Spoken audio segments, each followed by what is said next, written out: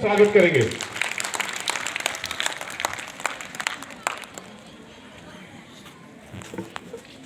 आदरणीय प्रधानाचार्य महोदय, अध्यापक वर्ग, प्रशिक्षुध्यापक और प्यारे बच्चों,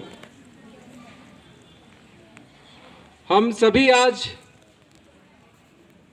28 फरवरी को राष्ट्रीय विज्ञान दिवस मनाने के लिए एकत्रित हुए हैं और इसका किस उपलक्ष्य में आते हैं, इससे पहले वाले वक्ता आपको सब कुछ बता चुके हैं। लेकिन विज्ञान दिवस मनाने की आवश्यकता क्यों पड़ी, इस पर थोड़ा सा जोर देना चाहूंगा। विज्ञान, वी जमा ज्ञान, शुद्ध है जो ज्ञान, और वो ज्ञान साइंटिफिक नॉलेज एंड टेम्परामेंट जिसे हम कहते हैं, ये वो ज्ञान है जिसे बार बार कहीं भी यदि रिपीट किया जाए तो वो झूठा नहीं होता है। जैसे आजकल कहते हैं कि एक झूठ को 100 बार बोला जाए तो सत्य बन जाता है, लेकिन विज्ञान ऐसा है कि उसको कोई भी कहीं भी जो साइंटिफिकली प्रूवन चीज़ है उसको उन सर्कमस्टांसिस में द्वारा हम प्रूव कर सकते हैं, वो कहीं भी गलत नहीं होते हैं। एक छोटी सी बात देखिएगा, 1965 की बात है, 62 में भारत चीन युद्ध हुआ था और भारत बहुत बुरी हाल से हारा था। 65 में पाकिस्तान का युद्ध हुआ था और भारत की खाद्य समस्या बहुत विकराल थी। और आप देखिए नौबत ये थी कि जो हमारे प्रधानमंत्री थे उनको भी ये बोलना पड़ा कि ऐसा करते हैं सारा ही इंडिया सोमवार को एक दिन एक वक्त के उपवास रखेगा, व्रत रखेगा, ताकि हमारा भोजन जो है वो बच जाए। लेकिन उसके बाद हरित क्रांति आई। हरित क्रांति से अगले 2 साल में ही हमारी जो फूड प्रोडक्शन थी, जो भोजन का उपज थी, वो दोगुनी हो गई। और आज देखिए अभी कोरोना काल था जिसमें हमारे बहुत से प्रवासी थे वो वापस आ गए, लेकिन सरकार ने फिर भी सबको, जो प्रवासी थे लगभग 28 या 40 करोड़ के करीब जनसंख्या को उनके घर में खाना मिला और आज भी हमारे पास अन्न की कमी नहीं है। तो उस स्थिति से इस स्थिति तक आने में हमारे वैज्ञानिकों का ही हाथ रहा है। ये हमारे वैज्ञानिक ही हैं जिनकी वजह से आज हम खाने के क्षेत्र में आत्मनिर्भर हो सके हैं। वैसे ही यदि आप पुराने कोई ऐड देखिएगा, अमूल से पहले इंडिया में एक अमेरिकन कंपनी थी जो कि बटर बनाया करती थी और उनको राजस्थान गुजरात में एक ही जो पूरे लोग थे वो सब इकट्ठा उनको दूध दिया करते थे।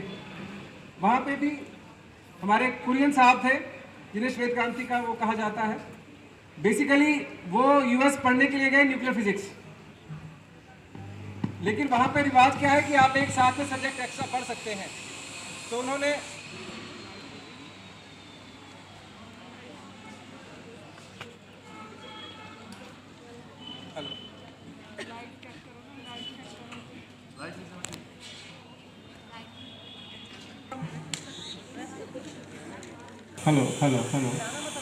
हेलो की बात कर रहे थे कि वो पढ़ने तो गए थे न्यूक्लियर फिजिक्स, लेकिन वहाँ पे एक ऑप्शन थी कि साथ में आप एक एक्स्ट्रा सब्जेक्ट रख सकते हैं।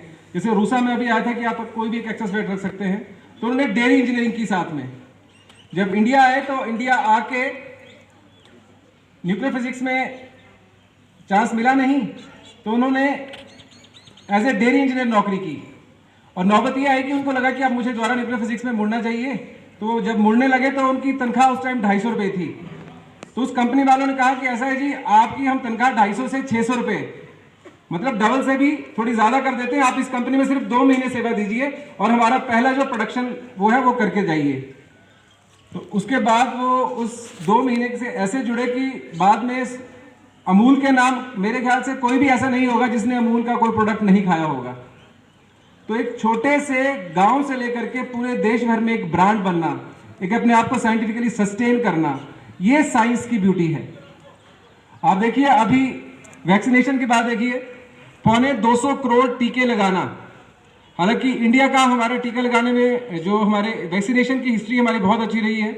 जो कुछ कंट्री जिन्होंने पोलियो को एरेडिकेट किया उनमें हम आते हैं, और इतनी बड़ी जनसंख्या को अपने आप में संभालना। वैक्सीनेशन देखिए, ऐसा नहीं है कि आप टीका बाजार से लेके आए, आपने इंजेक्शन लगवा लिया अपने आप को। उस टीके की स्टोरेज, उसका डिसेमिनेशन आगे कहाँ जाना है, इन सब चीज़ों में वैज्ञानिकों को बहुत सा ध्यान रखना पड़ता है। अब यदि हम बात करें कि हम एक लोकतंत्र है, लोकतंत्र में वैज्ञानिकों की भूमिका क्या है? लोकतंत्र में तो लगता है साइंस का कोई काम नहीं है, सिर्फ पॉलिटिशियंस का ही काम है। तो जब देश आज़ाद हुआ तो सबसे पहले प्रॉब्लम ये आई कि लोग